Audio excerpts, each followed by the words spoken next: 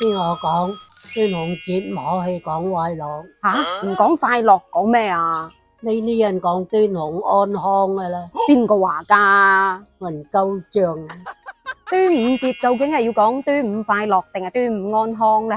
呢個話題一直都好有爭議。有人話肯定要講端午安康啦，因為端午節係祭祀嘅日子啊嘛，係為咗紀念當年愛國詩人屈原投江嘅日子。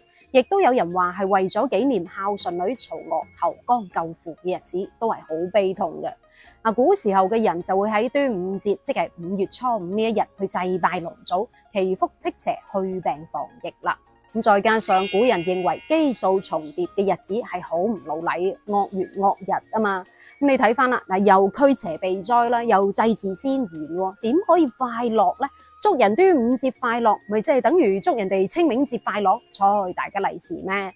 要講都要講端午安康先啱啦。仲未夠啊，仲有人揾到一個依據，話最早提出端午節唔可以講快樂，要講安康嘅，係一個非遺專家楊廣宇教授，佢係咁講嘅吓，唔係話所有節日都可以互送祝福嘅，例如話清明節啊、端午節就要講安康啦。你睇連專家都咁講啦，好多人就信到十足咯。原來端午節同清明節係一樣嘅，都唔可以祝人哋快樂，要祝嘅話都要講端午安康先係啱。講端午快樂，證明你冇文化，你係咪咁諗啊？聽落覺得好似好有道理係咪？但係其實漏洞百出。我總結咗3點出嚟，大家一齊嚟探討下啱唔啱咯。第一點就係端午節嘅起源早過屈原。其實端午節最初嘅起源並唔係話用嚟紀念屈原啊、伍子胥、曹娥，仲有介子推等等嘅歷史人物嘅，而係喺佢哋之前1000幾年前，呢個端午節早就已經存在㗎啦。而喺傳統文化入邊，端午節就係一個好喜慶嘅日子，咁起源於上古時期嘅伏羲太極八卦，同埋所衍生嘅曆法、方法、節氣，再由農曆推算出嚟嘅傳統節日。係祭祀龍圖騰嘅日子，係嚟自古人對龍嘅崇拜。呢一個時間點就早過屈原咯。咁當時候古人過端午節，其實都有類似依家嘅競渡遊戲同埋食粽嘅習俗，都係同龍有關嘅。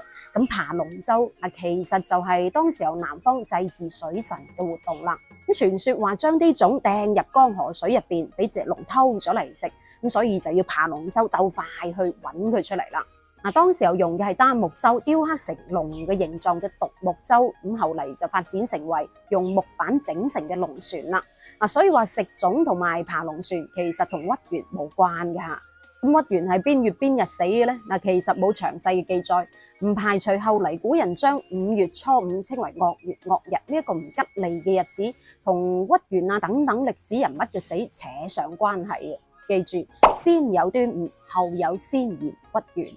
第二點，端午節唔單單只係祭祀嘅日子，古人將農曆5月初5視為係毒月惡日，因為氣溫升高，雨水增多，天氣又潮濕又焗熱，各種嘅蛇蟲鼠蟻病毒就會出嚟嘅咯。咁為咗防蟲驅病，老百姓就用盡各種嘅方法啦，又喺門口掛艾草啊、菖蒲，又係計香包啊、帶5色線，仲有飲紅黃酒、用香草沖涼等等嘅方法，目的都係為咗少生病。畢竟古時候醫療水平差，生活條件又差，病一病都冇錢睇，一病就係咁大噶啦。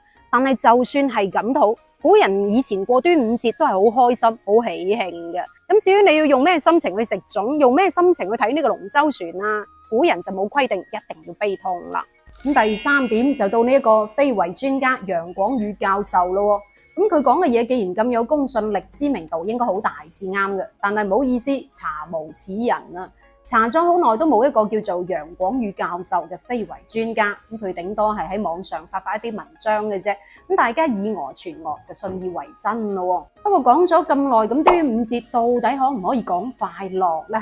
梗係可以啦。其實早喺唐朝，端午節就已經係一個好快樂嘅節日。例如話唐玄宗喺端午三殿宴群臣裏面就有提到啦，嘆節氣之循環，美君臣之相樂。皇帝嘅意思即係話好開心，可以同群臣一齊過端午節咁解。注意啦，呢度係相樂唔係安康喎。如果唔可以講快樂嘅話，點解皇帝唔乾脆講美君臣之安康，而講美君臣之相樂呢？仲有敦煌出土嘅端午雙形書裏面亦都有講到，喜逢佳節，端午良辰，獻俗同歡。你睇古人過端午節係好開心，係好喜慶，係狂歡嘅日子嚟嘅。唔通你話古人冇文化咩？係咪？反而喺歷史上從來都冇出現端午安康嘅講法，只不過係近幾年嚟新發明嘅一種祝福語嚟嘅啫。一傳十，十傳百，大家為咗費事講錯，乾脆就講端午安康比較保險啲咁解嘅啫。所以無論係講端午節快樂、端午節吉祥、端午節安康、端午節有愛，都係得嘅。冇話淨係可以講端午節安康，唔可以講其他嘅嚇。如果將端午節單一化，變成咗只係紀念屈原嘅日子，就會失去咗呢個節日真正嘅意義，同埋端午文化嘅多樣性，亦都唔符合歷史嘅啦。咁你平時係講端午節快樂定係講端午節安康嘅呢？留言話我知啦。咁到最後祝大家端午節快樂安康，我哋下一期再見，拜拜。